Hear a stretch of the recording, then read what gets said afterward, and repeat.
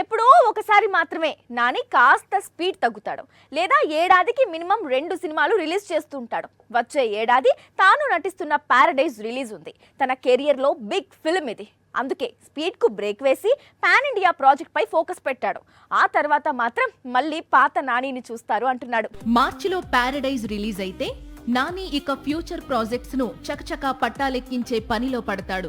ఎందుకంటే ఆల్రెడీ అందుకు సంబంధించిన దర్శకుల ఎంపిక, కథా చర్చలు పూర్తయినట్లు సమాచారం. పారడైజ్ రిలీజ్ కాగానే ఇమ్మీడియట్ గా సుజిత్ దర్శకత్వంలో బ్లడీ రోమియో సెట్స్ పైకి వెళ్లనుంది. ఈ 2 మాత్రమే నాని అనౌన్స్ చేసిన సినిమాలు. అయితే మరో 2 చిత్రాలకు ప్రస్తుతం కథా చర్చలు జరుగుతున్నాయి.